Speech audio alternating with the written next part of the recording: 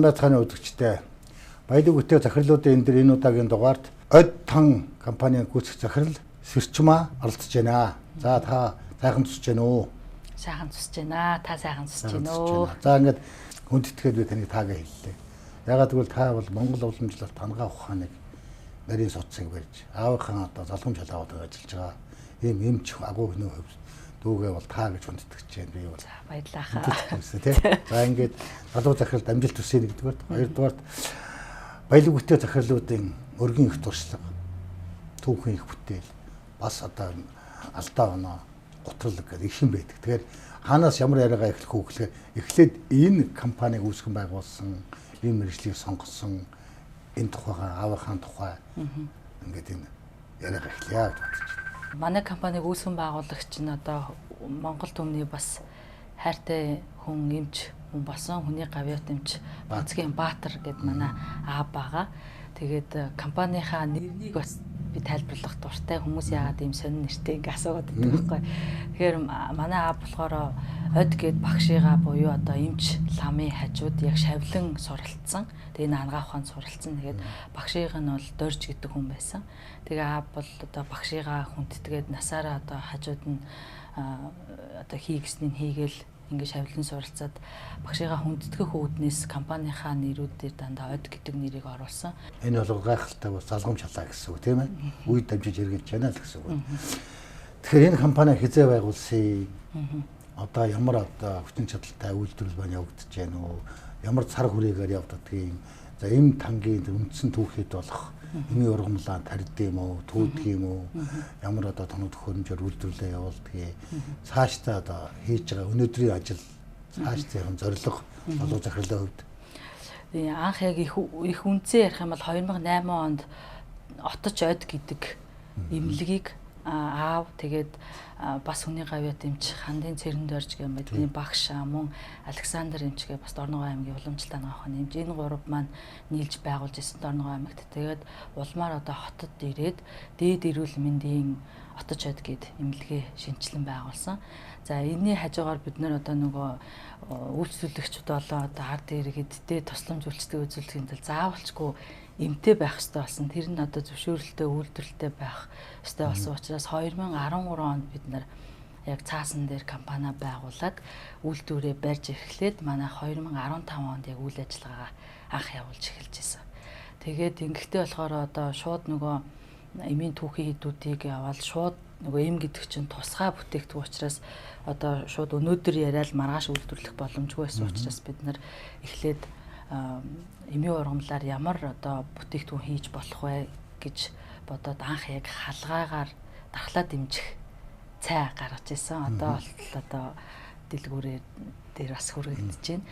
Тэгээд цаашдаа болохоор бид нэр 2016 оноос Төв аймгийн Баян Чанамын сумын Баруун Мухар хараат гэд сайхан газар байгаа.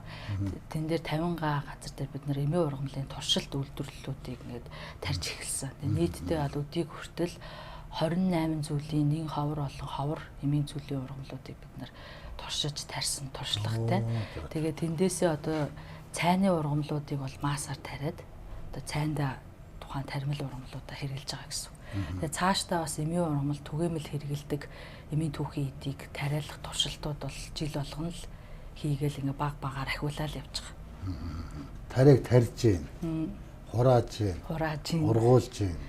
Тэгээд буцлаад нутглаад одоо эм үйлдвэрлэж байгаа гэж тийм их олон шаттай амжилт байгаа тийм. Тий, ер нь бол тариан талбайгаас таны одоо гарт ширээн дээр хүртэлх бүх дамжлагыг бас өөртөө хийж байгаа, оролдож байгаа, бас зүтгэж байгаа. Тийм байна. Тэгэхээр энэ Монгол эмийн тан марийн жор байгаа. Үе уламжлагдж ирсэн одоо тэгэл хаан технологи жорууд байдаг шүү дээ. Энэ нарийн жорынхан дагуу яг технологиор хийх нэг нөгөөгөр нь орлуулах ч гэдэг юм уу түүхэд материалыг нь орлуулах зүйл байдаг. Ер нь бол уламжлалт эмийн жоронд бол нийтдээ 2000 гаруй жор найрлага байгаа. Тэрнээс яхаа түгээмэл хэрэгэлдэг хүмүүсийн одоо өдөр тутамд хэрэгжилж байгаа нэг 150-аас нэг 200 жор. Одоо нөө таны мэддэг манд өрөө, ноёдын удаг, норовдлоо гэх тийм. Тэр бол яг нийтэд танигдсан жорууд гэд бид нар нэг 200-аас 200 жоронд бол эмчилгээнд хэрэгжилж байгаа. Технологи нь бол эмнээсээ хамаарат янз янз. Одоо номонд зааснаар болохоор амьрлуулах эм гэж байна. арилгах эм гэж байна. Хоёр ангилалтай. Амьрлуулах эм дотор эмийн 9 хэлбэр байдаг. Одоо там талах, үрэл, зуурмал, үнсэн эм, нэрууха, доороос тавих тосон эм гэдэг 9 одоо төрөл хэлбэртэй гэсэн үг. Одоо Европоор ярих юм бол нөгөө лаа эм, шахмал эм, тэ нөгөө үрэл эм гэдэг шиг яг ийм 9 хэлбэртэй. Тэрнээс яг Монгол улсын стандартаар бол там талах, үрэл гэсэн 3 хэлбэр нь батлагдсан байгаа байхгүй. Тэгэхэд бид нэр дахиад 6 хэлбэрийг баталгаажуулж нийтэд дэлгэрүүлэх хэрэгцээ бас байгаад байна. Таны асуусан юм үнэхээр бас л та үйлдвэрлэгч хүний хувьд яг голыг нь олоод асуусан. Тэгээд технологийн хувьд зарим нарийн юмнууд үнэхээр байдаг. Жишээлх юм бол одоо номготгож хэрэгэлдэг юмнууд байна. Одоо Жоншгээ та бараг сонсч байсан баха тий.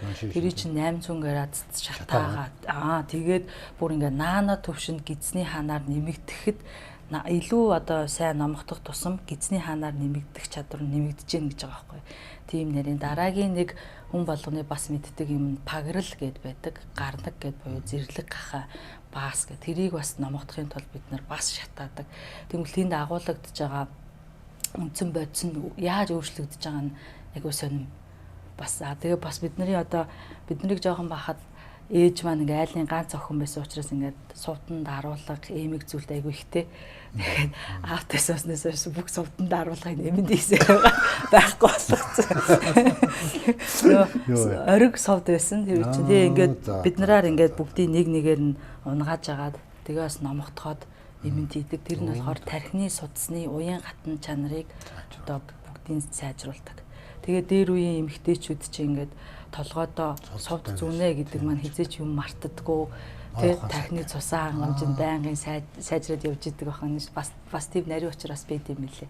Тэгэхээр эмэнд болохоор тэр одоо металл зүйлийг, тэр амьтны гаралтай зүйлийг, тэр ургамлын зарим хортой хэсгүүдийг одоо номготгож эсвэл хүчийн номготгоно гэдэг маань нэг бол хүчийг нэгсгэх, нэг бол одоо бүр хорыг багасгах, эсвэл яг хоол боловсруулахад амархан шингэхэд амар хэлбэрт л оруулж байгаа хэлбэр юм лээ. Бараг нэг алхим чи бараг юм тусгай нэг шинжлэх ухаан гэсэн үг. Тэгэхээр уламжлалт имийг хүртэн хэрэглэн гэдэг маань өөрөө тусгай, ёстой, цаг хугацаатай, нартай. Тэгээ технологийн хувьд бас нарийн юмнууд бас байдаг. Өөрөө ч үндсэн мэргэжил. Би болохоор 2013 онд анагаахын шинжлэх ухааны үндэсний сургуулийг уламжлалт анагаах ухааны эмчээр төгссөн. Тэгээ 7 настайгаас эхлээд багасаа аавыгаа дагаад одоо энэ эрдэмтэд шавлан суралцсан. Тэгээ бид нарыг жоохон бахад бол бид нарын юм нэг ууранд имээ нухдаг байсан. Нүдэд нухдаг. Тэгээ би ч арай нүддэггүй байсан ба нухдаг байсан. Тэгээ хүүхдүүд гадаа ингээ сайхан тоглож байхад бид нар болохоор энийгээд нухдаг. Тэгээ нэг имийг хамгийн багтаа ингээ 40,000 удаа эргүүлдэг. Тэгээ нэг эргүүлэхдээ заавалчгүй нөгөө майн тоолдолдог. Тэгээ бид нарын ингээ гар мар бол ингээ эверст. Ямар ч охин хүүхдээ гар гэж хэлгээгүй. Тэгж л суралцж байсан. Тэгээд одоо энэ мэрэгжилтэй бол маш хайртай. Тэгэлгүй яах вэ? Анагаахын их сургууль, анагаахын мэрэгжил гэдэг бол гайхамшигтай нарийн мэрэгжил. Хүнийг эмчилнэ гэдэг. Бид бол ер нь Европч ч гэсэн ард түмэн. Европын эмнэлгийг л шүтэн биширдэг болохоос биш. Анагаахын одоо эмнэлэг зүг бол нэг тийм бодиттой үнэлдэггүй. Сая бас ковид болж ковидаараа Монгол анагаах ухаанч хэрэгтэй юм биш үү гэдгийг дээр доргууж авах ойлгох шиг боллоо. Тэрнээс бол одоо Монголын анагаах ухааныг одоо өнгөөдүүлдэг юм ухаа дутагдaltaй ард түмэн гэж би бас боддог. Тэгэхээр энэ ер нь аль хэдийн өөрчлөгдөж байна. Энэ хүмүүсийн хэрэглэгчдийн одоо эм зүгэн сэтгэхгүй ер нь ямар юм. Өнөөдөр ер нь нөгөө та хэдийн үед чи нөгөө кино урлагаар дамжуулаад бүр ингэ угаацсан шүү дээ тий.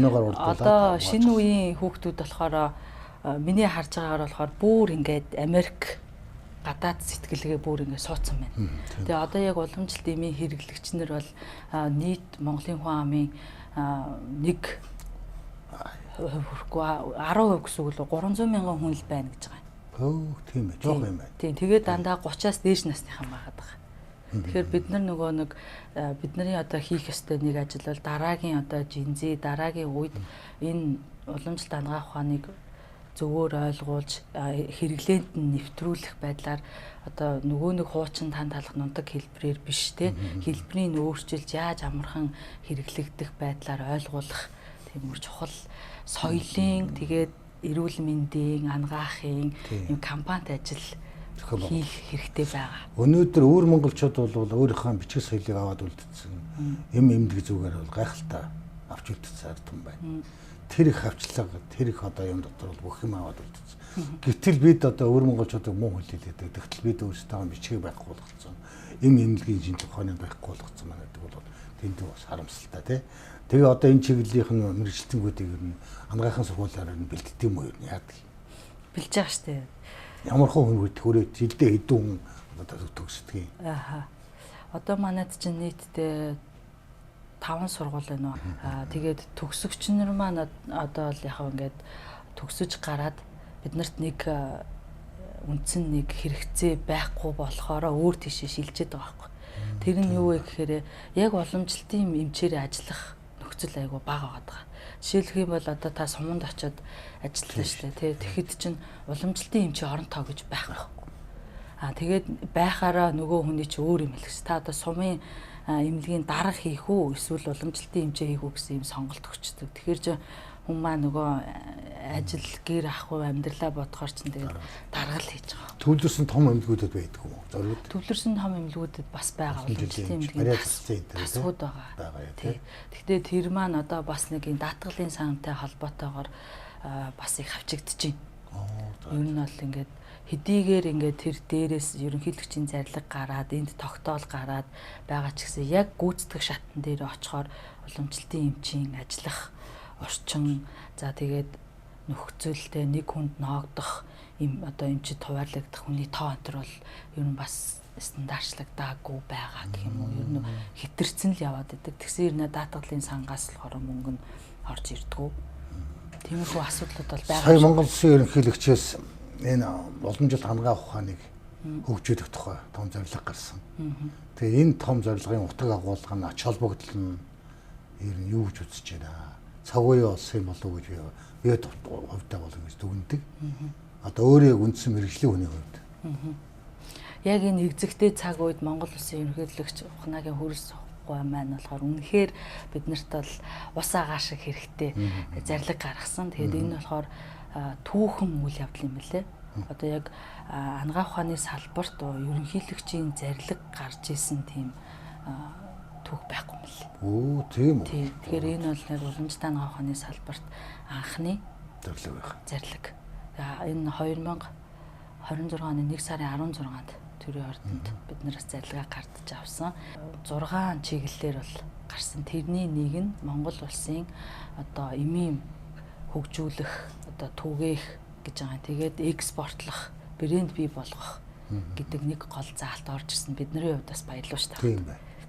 Хийх ажил маш их болсон байна. Маш их байгаа. Хэрэгцээ орчин бүрдэж эхэлж байгаа юм байна тий. Төрөөс дэмжлэг одоо орж ирэх нь гэж ойлгох юм шүү дээ. Яг зөв. Тэгээ бид нар сая нөгөө Польш улсад айлчлаар яваад ирсэн. Гэтэ ерөнхийлөгчтэй биш дараа нь. Тэрэн дээр бол яг бидний Монгол эмийг хэрхэн яаж Европын улсад ялангуяа Польшид хүлээн зөвшөөрөх вэ гэдгийг Польшийн тал маань өөрөө маш их судлаад шинжилээд за ийм арга байгаа юм байна гэж биднэрт бүр гаргаж өгч байгаа юм байна. Тэгээ одоо Польш Монголын хамтын ажиллагааны дараачийн үргэлжилсэн уулзалт хэлэлцүүлэг бас нэлээ өрнөх баг гэсэн тийм найдвар тавьж байгаа. Монгол эмчнэр Польшд олон жил очиж ажиллаж ирсэн. Монгол эмчнэрийн бариа заслын тэргээл гадаадын Европ орнууд их хүндэлдэг юм билээ. Гэтэл бид өөрсдөө тэр чадвартай гарын дүүтэй энэ одоо ангаах чадвартай хүмүүсийг хажуудаа байгаа нөгөө сувдыг харахгүй нэг л шиг үл тоодог нэг ийм дутагдaltaй ард юм нөгөө юу. Одоо тэгтээ айгу цаг хэрэгж байгаа шүү дээ. Таны хэлснээр нөгөө ковидоос хойш уламжлалтын эмчийн үнэлгээ болоо одоо бид нар чинь эмчилгээгүй болсон болон одоо тавилан тогтоогдсон өвчин бид нар бас оролцож байгаа. Хамтран одоо уламжлалтын хөнгөвчлөг гэдэг бас тусдаа нэг салбар хөгжиж байна. Уламжлалт ангаах ухааны хүүхэд, уламжлалт ангаах ухааны эмэгтэйчүүд, мэдрэл гэдэг ингээд 5 чиглэлээр ингээд юм хөгжөө явж байгаа. Тэгэхээр цаашдаа бол одоо манай монголчууд өвөр Монголын хөх хотын олон улсын эмнэлгийн хороонд очиж үзүүлээд байгаа шүү дээ. Тэрэн шиг одоо бид өөрсдийн гэсэн тийм төвтэй олон улсын эмнэлэгтэй тэгээ хамтарсан Европтойгоо хамтарсан тийм үйлчлэгээ үзүүлдэг чиглэсэн тийм нэгдсэн төвтэй болно гэд бид нараас нэг 28 он хүртэлх төлөвлөгөөнд оролцсон байна. Хаанх? Манай Монгол улс уу? Тий. Өөрөөр эрүүл мэндийн яам тэрийг төлөвлөгөөнд оруулсан явж байгаа. Хамтарсан юмуд байгаа. Эрүүл мэндийн яам, байгаль орчны яам, эдийн засгийн хөгжлийн яам гэдэгтэй хамтарсан төлөвлөгөө. Маш энэ ч яста баярлалаа шүү дээ гоё мэдээ. Тий, одоо санхүүжилтэнд байгаад бид нар яг энэ ажлаа хийх л юм үлдээд байгаа. Тэгээ араас нь ингээд мэрэгчлээ ажилтны сургуулаараа бэлдээ. За би танаа аавыг сайн тань, миний найз. Тэгээ сүүлд одоо хүүхдүүдтэй ингээд танилцлаа шүү дээ ингээд. Тэгэхээр энэ танаа аав чинь болвол ингээд суд сордог, олон одоо хүн төвчтэй тавдар мавдар имжилж яасан юм байх юм шигтэй. Хүн. Тэгээ судсыг бариад би бас гайхаад байдаг. Судсыг бариад хүний одоо аншлна гэдгийг ерөөсөө бүр яаж ч бодоод ерөөсөө толгойж орж ирдэг шин. Энэ ямар ухаан байд юм бэ? Мэдрэмжийн одоо юу гэдэг. Өөрөө ихтэй одоо суд сордог эмхтэй юм чи. Аавын багш нөгөө цэрэн дээр жогш манаас хэлж исэн. Бид нар бол судас барьдгүй шүү гэдэг. Тий. Судас гэдэг чи одоо зүгээр энүүгээр явж байгаа бидний нөгөө артери радиалис гэдэг нэг судас байгаа шүү дээ. Энүүгээр явж байгаа. Энийг барих бол зүгээр судас барьдаг юм чи. Хэрвээ та судал барьдаг юм ч бол судал тэр хүнтэй бие сэтгэл, оюун ухаан, аавра бүх юмараа энэ хүнтэй холбогдож гин. Тэгжээж тэр хүний зовлон хүртэл чи яг амьсгалаараа мэдэрчээж судал барьж байгаа шүү миний охин гэж хэлж исэн. Тэгээд цэрэн дээр жаагч бит хоёрын бас нэг хамтарсан судал төчгөө өвдөс гэдэг ном бидэг аахгүй. Тэгээд цэрэн дээр багш маань өөрөө 108 судлалын шид оршвэ гэдэг бас нэг ном биччихсэн. Тэгээд тэгэхэд бол яг тэгж хэлж исэн. Тэгэхээр чи судас барьдаг юмч баймаар байна уу? Судал барьдаг юмч болмаар байна уу гэж. Судал гэдэг үгтэй би анхудаа сонсч байгаа. Гэтэ судал гэдэг маш нарийн л да тий. Нарийн ингээд шалгасан судал гэж ярьдаг үстэй тий. Тийм тэгээд бас жоохон оюутан махтаас нөгөө мундаг эмчнэртэй хамт өсвөл аав болон цээг шимтэр одоо өвөр Монголын хаан хажийн хамгийн мундаг гэсэн эмчс нартай очиод яриа өрнүүлдэг. Би болохоор хажууд нь ингээд ичиж авч суралцдаг байсан. Тэгээд тэндээс ярьж байхад эмч хүн одоо судал барихад яг юу болд юм бэ гэд асууж исэн байхгүй. Тэгсэн чинь цаагч тэгж хариулж исэн. Эмч хүний одоо энэ өндөгний төгсгөлд ийм бидний нөгөө мэдрэлийг хүлээж авдаг рецепторууд гэж байна. Тэр нь болохоор тоон илүү олон байд юм байна. Тэгээд одоо тантай хүрэлцэхэд энэ маш олон байдаг учраас хүлээн авалтууд нь тархи руу маш хурдан дамжуулт хийд юм байна. Тэгээ энэ бол яг тухайн хүний одоо нөгөө сенсорны үйл ажиллагаагаар явд юм байна гэж хариулж исэн. Тийм тэгэхээр уламжлалтын эмч хүн бол 10,000 хүний судас бариагүй бол одоо би судал барьдаг гэж бас хэлж болохгүй гэдэг нөгөө жоохносоо тийм зааварчилгаа авцсан тийм.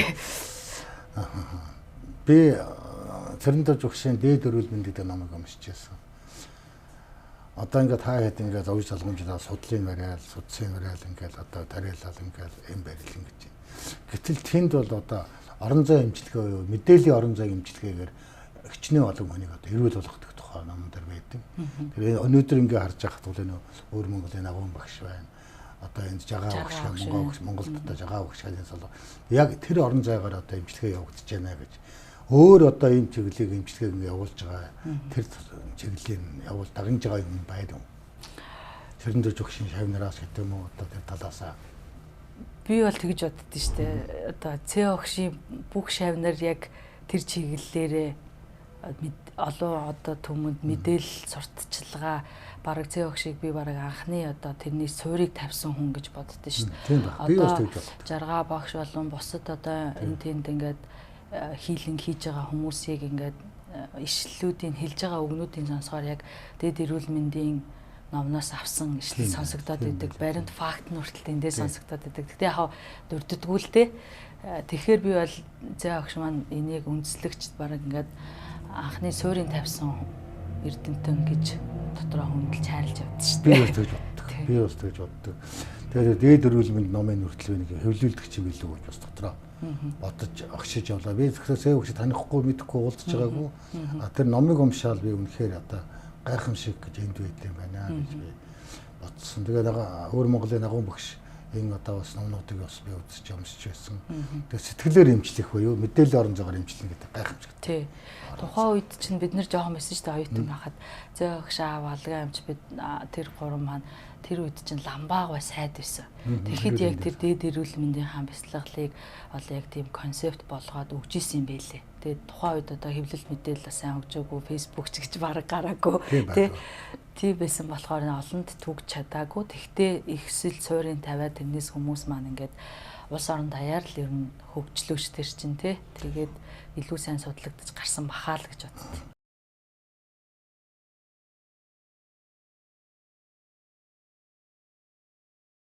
За Монгол эмнэлэг энэ тухай ярих юм бол их сонирхолтой гоё. За одоо компани руу жоох орё. За танай компани одоо хичнээн ажилчинтай ямар чиглэлийн үйл ажиллагаа явуулж байна? Хичнээн эмчнэр байна.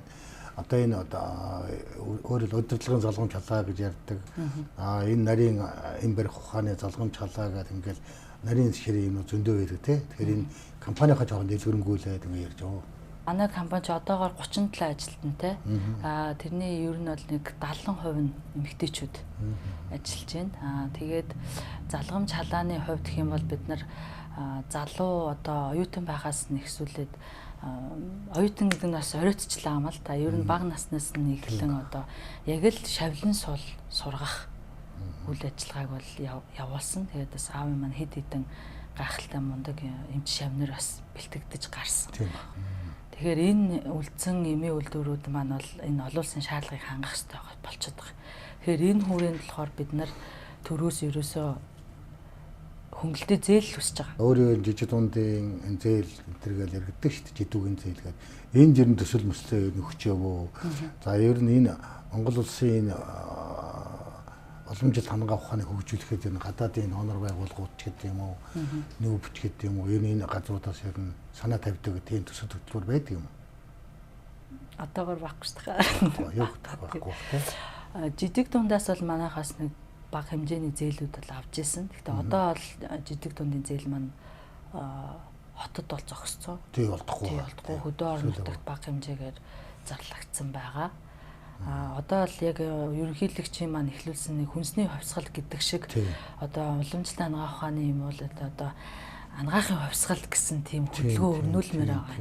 Тэрнийхээ хүрээнд энэ үлдсэн эмийн үйлдвэрүүдээ баталгаажуулж аваад түүхийн эдийг баталгаажуулж аваад дэлхийд одоо Америкт бол хятад анагаах ухааны түүхийн эдүүдийг бүгдийн стандартлал баталсан байдаг байхгүй. Яг эмээр нь биш. Тэрэн шиг одоо бид нар өөрсдийнхөө тарьж байгаа юм уу Монголын ядаж ихний ээлжинд эндемикгүй боيو зөвхөн Монголд ургадаг ургамлыг л эхлээд баталгаажуулаад авчмаар байгаа байхгүй. Тэгээд тэрийг орсон дагалдах бүтээгдэхүүнүүдээ үйлдвэрлэх замаар гаргаж болж ийн хөгжүүлж болж байгаа байхгүй. Үнэхээр уламжлалт анагаах ухааны тулгамдаад байгаа асуудлыг маань одоо энэ дээд өндөрлгүүд маань ойлгох юм бол гарц гаргалгаа босд энэ хүмүүст маш олон харагддсан юм билээ. Тийм байна л да. Тэгэхээр энэ дээр төрийн оролцоо заавал байх шаардлагатай байна. Тэгэхгүй бол бид хэд ингээд жижигхэн хитгэн үйлдвэрүүд ингээд эдийн засгийн хувьд өндөж чадахгүй байна гэдэг нь нэгэнт ойлгомжтой боллоо тий. Тэгэхээр саяны Монгол Улсын ерөнхийлөгчийн гаргасан том үйл ажиллагааны зарлих дотор бас энэ санхүүжилтийн тусгацсан бол мөн гайхалтай яа тий. Тэгэх юм бол одоо яста төгсөн болохоор байж тий. Хүн болгоны өмнө тулгамдж байгаа асуудал бол жижиг дундын өмнө энэ зээлийн асуудал. За бид амжихын тулд яах хэрэгтэй гэвэл банкус санхүүгийн байгууллага юу зах зээлийн өрсөлдөөний зарчмаар санхүүжилт авч байна. Тэгэхээр үндэсний үйлдвэрлэлийн бүтээгдэхүүнүүд үнэтэй байдаг гэж яригддаг. Ягаад үнэтэй байдаг бэ гэж би асуумаар санагдаад байгаа. Юу гэж хариулах вэ? Эсвэргээр харин ч үндэсний үйлдвэрлэлийн бүтээгдэхүүнүүд маань зах зээлийн өмнө хямдхан байдаг гэж би бол боддоо шүү дээ. Яагаад тэгэхээр одоо хятад юм уу улс одоо Вьетнам ч юм уу олон хүнтэй одоо нэг ч хүнд ноогдох нөгөө өртгийн зардал гэдэг маань тэнд бол бага байгаа шүү дээ. Монгол улсад бол харин ч өндөр байгаа байхгүй. Харин ч бид нар үндэсний үйлдвэрлэлийн бүтээгдэхүүн маань нийт одоо дэлхийн зах зээл дээр гарсан үнээс бол хамаагүй хямдхан байдаг гэж боддог. Би одоо үн ярихаар хүмүүс намайг шаалаад би дэ ярихаа болцсон шүү дээ. Чи бараг ашиг олд юм уу гэд шаалаад тахаар болцсон шүү дээ. Чиний бүтээгдэхүүн чи хэд гэхээр 5 байг гэхээр шаалаад тэгээд болцсон шүү дээ. Йой. Солонгосын Санчонгийн хотод нүүбээс бүр ингээд яг юм бүтэн сарын уламжлалт ангаа ухааны үйл ажиллагаа зохиосон. Тэр нь юутай холбоотой гэсэн чинь Солонгосын Хөөжүүн гэдэг нэг кино байдаг шүү дээ. Мэдэн дээ. Тэр Хөөжүүн гэдэг эмчийн бичсэн Доги Бүгим гэдэг ном байд юм байна. 8 бот ном. Тэгэхэд манай Мааран бод хичнээнээр ном бичсэн мөлий тий. Тэр номыг нүүбэд бүртгүүлж байгаа юм байна. Тэр үйл ажиллагаатай холбоотой бүтэн сарын дэлхийн бүх одоо нөгөө уламжлалт ангаа ухааны чиглэлээр үйл ажиллагаа явуулдаг улсыг ураад экспо зохион байгууллаа. Тэрнээс Монголоос манай эмнэлэг шалгараад АБ-төр явсан.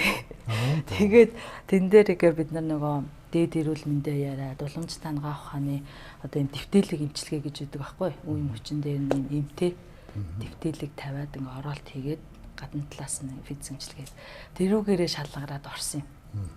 Тэгээд манай бид нар дээр ирээл нөгөө телевиз мэлэжийн ярислага авсан байхгүй.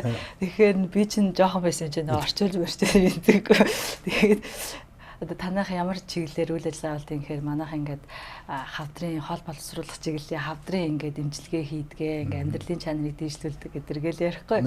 Тэгсэн чи танай үнчээ хийдэг гэхгүй. Тэгсэн чи би ингээд та бодож байгаа л нэг манайх чи нэг сарын юм нэг 50 мэд болдсон шүү дээ. Тухайн үедээс тэгэл би $5 гэсэн чи татчихудаа тэгэл идэх юм болсон шүү дээ. За $5 юм юу гэдэг $5 хавдрын эмчилгээ гэж юу гэдэг юм шаалаад. Тэгээ би дотроо дараа нь бүр сүлд нэхэж мэд өнгө сургуулаа төгссөн байсан чинь. Тэгээ би дараа нь бодох нь би $50,000 $500,000 гэж хэлэх хэрэгтэй байсан юм. Яагаад тэгэхээр манай Монгол ангаа ухаан тэр чиглэлээр үнэтэй байх хэрэгтэй байсан юм байна гэж дараа нь ойлгосон л тоо. Тэгээ би үн ярьдаггүй шүү дээ. Үн ярьдаггүй юм тий. Европын ангаа ухаан болохоор зүрхний эмч, бөөрийн эмч, уучгийн эмч, дотрын эмч гал тустай. Тэгээ мэдлэг тустай зүрхэн дуун, эмэнд өөрөн дуун одоо тэрэн дуун тий.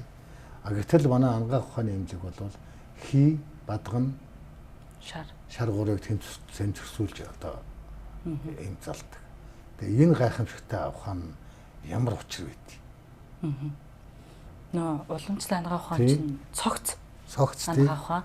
Та бол байгалийн хүн учраас нарны хөдөлгөөн, сарны хөдөлгөөн таны цусны урсгалд хүртэл нөлөөлж байгаа. Өвлийн уйлрал, зуны халуун таны идж байгаа хоолнд хүртэл нөлөөлж байгаа. Дээрээс нь одоо таны амаар орж байгаа хоол болон ус ундаа юу байдیں۔ Тэ тэр ингээд боловсруулалтын явц нь хүртэл өөр өөр байх жишээний байгаа. Тэнгүүтэл чинь одоо хүнийг ингээд Европ ангаа ухаан маань болохоор ийм салангад ойлгоод идэг штэ нүдний эмчиг гээл тэ одоо мэдрэлийн тэр нь хэдий ингээ нарийж байгаа боловч цаад үндсэн суурийн ер нь Европын эмчмнэр маань ч гэсэн ер нь мэдээсэй гэж бодоод байдаг байхгүй. Шалтгааны ноол гэж бид нар бол эмгэг зам гэд ярьцдаг байхгүй. Одоо тэрнээс болсон байна гэд ярьдаг те. Дахиад уламжлалт ангаа ухаан жишээлбэл таны толгой өвдөх 5 шалтгаан байдаг байхгүй. Одоо яг гэмтлээс ээж болно те. Эсвэл цусны халуунаас, эсвэл бөөрнөөс, эсвэл эмэгтэйчүүдээс хүртэл толгой өвдөж болж байгаа. Тэгэхэд бид нар болохоор тэрийг олох гэж ингэж суцыг барьж байгаль орчин та юу ийдсэн, арх ууцсан юм уу те, халууногоо ийдсэн юм уу гэд ингэж жээж шалтгааны нь болж байгаа. За толгой ч өвдсөн учраас одоо хоёлаа нөгөө өвчнөгийг дарахын тулд гээл шууд өвдөл тандаах юм одоо ибупрофен ч юм уу те, цитрамон ч юм уу те, өхөр чи ингэ зөвхөн шинж тэмдэх болоод байгаа байхгүй. Тэр нь яг юуны шалтгаан бэ гэдгийг нь л уламжлалтын эмч тэрийг олох гэж хойноос нь идэж одоо идэ ундаа явдал мөрөөр нь засахыг хичээдэг. Өнөөдөр улсын их хурлаар хэлцэгдэж байгаа хоотын дотор. За энэ одоо нэг хөв байх хэрэгтэй, байхгүй байх хэрэгтэй, хөдөлгөөн үйлсийн даваа дамжаагаар чөлөөллөөгөө ингээл ярьж байна. Энэ тухай ер нь одоо баялаг бүтээгч хүний хувьд, ажиллаад өгчний хүний хувьд ямар байх хэрэгтэй гэж бодож байна? Японы эдийн засаг ч манай Монголын эдийн засгийн хувьд одоо хэд дахин том штэ тий. Тэгэхэд Японы сайд, ерөнхий сайд одоо нэг хөв болгочлаа штэ тий. Хоотынхаа татварыг. Тэгэхэд манай Монгол одоо дэлхийд баг баймгүй өндөр өртөгтэй орн болчлаа штэ тий. Тэгчээ татварын хөнгөлтийг одоо баялаг бүтээгчид болон үндэсний үйлдвэрлэгчдэд өгөхгүй байна гэдэг бол тэр үнэхээр байж болох шудраг бос асуудал. Хэрвээ өнөөдөр хүн одоо энэ хоотын татварыг нэг хөв болгочих юм бол ажлын байр эзэнтэй болно, далд эдийн засаг ил болно. Тэгээд олон одоо эрг тал байх юм шиг санагдаад байгаа. Дараа нь одоо аж ахуйн нэгжийн орлого албан дотор байна. Нөөтийн дотор байдаг. За жишээл танах нөөт төлөгч гэдэг төлөхгүй шүү дээ. Нөөт төлөгч. Яагаад? Нөөт төлөгч байгуулах шүү дээ. Гэхдээ та чинь Монголд ургуулсан боожуулсан эм тан үйлдвэрлэж байгаа юм чинь үндэсний үйлдвэрлэлдээ ороод нөөтөж хөдөлгөхгүй юм. Тийм байлаа. Би бол одоо тэгж хөдөлгөх гэж бодож байгаа шүү дээ. Нөөтийн татвар бол бид нарт үнэхээр том дарамт болж байна. Тийм. Тэгээд манай Монгол улс ковидын үед бас бид нар анзаарсан нэг юм нь бид нар нөгөө гар ариутгагч гэх тийм хүмүүсийн хэлгээр санитас гэх тэгсэн чинь бид нар спиртээ эндээс аваа сав багтаа бодлоо үйлдвэрлээд ингээд тэнцэнээс түүхий идэ аваад ингээд бүтээгдэхүүн үйлдвэрлэсэн чинь гаднаас оруулж ирэх нь татварын хувьд бүр хямдхан болчихж байгаа байхгүй. Тэгэхээр бид нар зарим татварын одоо хууль дээрээ одоо үндэсний үйлдвэрлэлээ үнэхээр дэмжиж байгаа зарим юмнуудыг хязгаарлах хэрэгтэй юм байна. Европын эмнүүд биш дээ маш олон эмнүүд импортоор орж ирж байна. Тэднийг зарим нь бол үнэхээр орлуулах одоо уламжлалт ангаах ухааны эмнүүд биднэрт хангалттай байна. Тэднийг бүр судалсан байна. Бүр дэлхийн хэмжээ судалсан байна. Тэгэхэд тэрийг бид нар импортын зарим эмнүүдээрээ хязгаарлах хэрэгтэй. Одоо та хамгийн түрүүнд ханаа төрлөө хэл хүмүүсийн сонголт трафлюл шүү дээ. Нөгөө ман дөрөв мөрөв хэрэгж мэдгүй. Гэтэл өвөр Монгол хүн одоо ханаа төрлөө хүүхэд нь халуурсан байхад Монгол эмчтэр очиод 5 хоног 3 хоног нэг давхарлаж юм угаад 5 хоногийн юм аваад тэгэл сөрөг нөлөө байхгүй. Байхгүй. Европ эмнэлгийн юм бол босол одоо хадууд модод бол олон асуудал харшилтай. Нэгийг эмчлээгээд нөгөөдхөө хардуулж яадаг юм шиг гэж би ойлгодог шүү. Хүний бие ч өөрөө байгалийн юм болохоор химийн юм аваад та тэрийг нөгөө хүлээж аваад нарийн гизээр ороод уурхтай холбогдоод эс рүү очоод ингээ үйлчлэлтлээ ер нь таны уусын эмний чи ер нь бол нөгөө өсрээд нэг 50-аас 60% л гүйлчилдэг. Зарим нь бол уурхтай тэдүү хувь холбогдож байгаа учраас сайн шингэдэг энэ төр гэдэг. Тэнгүүтэл амьтны гаралтай болоо энэ ургамлын гаралтай бүтээгдэхүүнүүд ч өөрөө одоо хүнд шингэх чадвар нь маш хурдан бөгөөд амархан очиод байгаа гэсэн үг байхгүй. Тэгэхээр хүмүүс сонголт л олцоод байгаа. Тийм сонголт болох бол. Манайхан ч нэг ийм мохоо дутагталтай шүү дээ. Хангаа ухаанаар явж яваа. Тэгээ сүүлд найдваргүй боллоо гэхээр за. Одоо Монгол юм дөрөв очиж гэдэг юм аа. Тэр сэтгэхүй ер нь яаж өөрчлөх ёстой вэ? Бид нэр урьдчилан сэргийлэх дээр л илүү анхаарах хэрэгтэй юм байна. Нийгмийн эрүүл мэнд дээр анхаарах хэрэгтэй юм байна гэдгийг маш сайн ойлгосон. Яа тэгэхээр өнөөдөр таны ам руу орж байгаа юм маргааш танд өчөө үсгэн шүү. Тийм учраас өнөөдөр л энэ дээр анхаарчих гэдгийг л ойлгуулах хэрэгтэй юм байна. Тэгэх юм бол бид нар ерөнхий одоо энэ халуурын бус тэргүүлэх 5 өвчин тэгээ хавдрыг хүртэл одоо бид нар сэргийлэх боломжтой гэж хараад байгаа. Тэгэхээр өнөөдөр энэ хавдар гэдэг энэ одоо харамсалтай өвчин монголчуудын эдгээр дээгүүр байр эзэлж байгаа тийм. Энд одоо өнөөдөр та хэд одоо хавдартай өвчтүүдийг эмчлэж байгаа орон зай юм гарч ийн үү? Ямар хувь байна?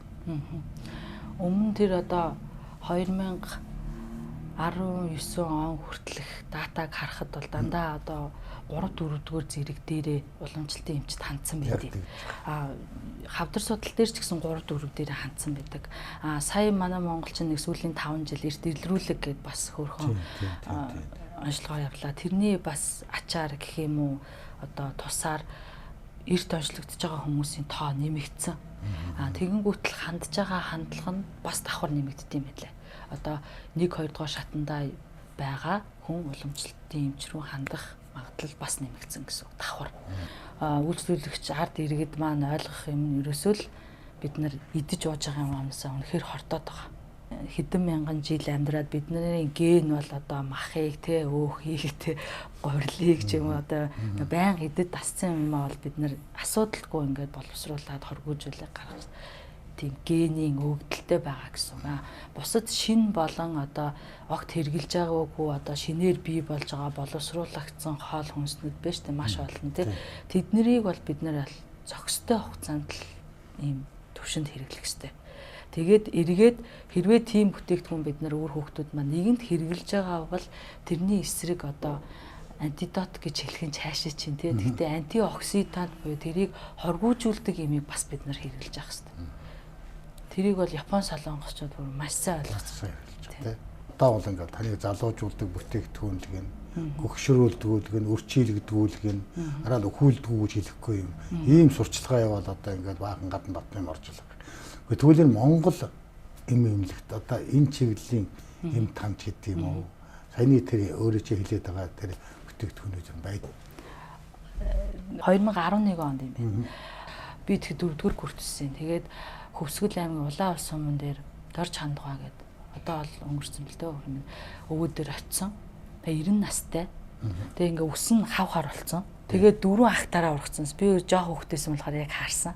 Уртлын нэг шүдтэй арталт нь ингээ 25-ны ахтараа л бид нэг ахтараа ургадаг шүү дээ. Тэгээ ахтараа ургацсан байсан. Тэгээд та одоо юу хэрглэж вэ? Ингээд настай хүн байж ингээ өсмөс чинь ингээд харлаад шүдмөд ургаад гэсэн чинь та одоо нууцаа хийлгээл асуусаах гэдгсэн чинь надаа ингээ нууц байхгүй. Би энэ нутаг усандаа л төрсөн, эннийхээ усыг уусан, үс ногоог нийцсэн ингээд нэг мэдсэн чи ингээ харалцсан байдیں۔ Тэгээд би бас энэ талаар нь тухайн үедээ ийм юм үзсэн хүүхд чи ингээд судлаад яваад байсан. Гэсэн чинь манай уламжлалт ангаах ухаанд бүр зарим нь бүр хүн итгэх хэрэггүй юм байна. Алтан чүмхтийн ханд гэдэг байгаа байхгүй. Тэр одоо нэг ургамал байгаа. Тэрийг идээд 300 насалсан тэр гэдэг байгаа байхгүй. Тэнгүүт үнэмшихгүй штэ би ч одоо судлаач гэж за энэ нэстэ арай жоохон үнэмшилгүй юу тэр гэж бодоол те. Тэгэл дахиад явж исэн чинь хамгийн наадлын жишээ нь болохоор одоогоор Баян-Онгор аймгийн Ламингийн Лусан данзан жанцсан гэж та сонсч ирсэн баг те. Тэр хүн анх мам татсан гэд байгуулжсэн. Тэр хүний юм том хийд байгаа. Өөрийнх нь байгуулжсэн. Тэгээд тэр хүний бичсэн 4 номон дээр нэг үг байгаа байхгүй. Тэр нь одоо манайхаар бол цагаан дал гэдэг ургамал далийг шимжүүлгийг уугаад нүүрэнд ингээд атран тэнийхийг нүдээр үзсүгэ гэж бичсэн байгаа байхгүй. Тэгэхээр чинь бид нарт нөгөө нэг ботокс хэрэгтэй ч юм уу те. За тэгэхээр өөрсдөө үйлдвэрлэж байгаа Монголын тан энэ бол гайхамшигтай. Их сурвалжаас бүтсэн бүтээгдэхүүн гэж болж байна. За энийг одоо Монголын зах зээлд ямар салбараар яаж борлуулдаг юм бэ? Манай бүтээгдэхүүний онцлог гэх юм уу давуу тал нь гэх юм бол уламжлалт ангаах ухааны суур мэдлэг дээр суурилж байгаа. Тэгээд тэрийгэ шинжлэх ухаанаар бид нэр судалгаа шинжилгээгээр батлаад оюуны өмч аваад одоо бол нэг 20 гаруй патент бол ашигтай загвар байна. Тэгээд оюуны өмчөөр баталгаажуулаад гарал үүслийн нас бид нар өөртөө тариалаад ингээд тодорхой ийм бүтээгдэхүүнийг л зах зээлд нийлүүлж байгаа. Тэгээд цаашдаа бол одоо бид нэр экспортыг л ер нь зорж ажиллаж байгаа. Монгол улсыг төлөөлж одоо чадхуйц тийм эрүүл мэндийн болон хүнсний бүтээгдэхүүн байдлаар гадагшаа экспортлохыг зорж байгаа. Япон руу 10 төрлийн цайгаа, Солонгос руу 1 төрлийн ядаргаа тайлах цайгаа гаргасан. Тэгээд экспортлсон. Тэгээд сая 26 оны Японы Food X-дэс манайх оролцсон. Бидний яг ийм Монголын ургамлын гаралтай бүтээгдэхүүнийг маш их сонирхт юм байна. Тэгээд яг хаа эхэндээ би ч одоо Герман руу шууд л бүтээгдэхүүнийг гаргая гэж боддог байсан бол одоо бол яг хамтарсан судалгаа хий, хамтарсан бүтээгдэхүүн гаргая гэдэг чиглэл нь маш зөв юм байна гэж ойлгосон. Дараагийн нэг юм нь болохоор улсад тохирсон сав баглаа бодол бүтээгдэхүүнийг гаргах нь зөв юм байна гэдгийг бас ойлгосон. За баялаг бүтээг захирлуудын энэ дэр нэвтрүүлгээ ивент тэтгэгчээр чиглэл компани ажиллаж байгаа. Тэгэхээр өнөөдрийнхөө зочин чиглэл компани гарын мэлгийг ардуулъя. За чиглэл компани 35 жилийн түүхийг бүтээлсэн одоо юм цаг байгаа. Дээр нь манай одоо бас гарын бэлэг байгаа. Ингээд танд энийг бэлгэлье. За ингээд манай нэвтрүүлэгт бас ийм зочдтой оролцоход ивент тэтгэгчээр оролцох баялаг бүтээгчд маань байвал бас доороогоо утасны дугаараар салбагдорой гэж. За ингээд сэрчмаа захирал. Энэ хүү нэвтрүүлэгт орж оролцуулсанд маш их баярлалаа. Тэгээд энэ хүү нэвтрүүлгийг үзэж байгаа бүх хүний бие, хэл, сэтгэл бүхэн нь эрүүл байх болтугай гэж өрөө. Тэгээд манай компани нэг ураа байдаг. Уламжлалыг өдөр бүр гэдэг. Уламжлалыг өдөр бүр хэрэглэх юм бол та бие, хэл, сэтгэл эрүүл байх үндэс суурь тавигдж байгаамаа гэд үгээ өндөрлөө. За Монголын баялагч, баялаг бүтээгч Мандан Бодрох болтугай гэж өрөө. Баахан эрүүл хэлсээр.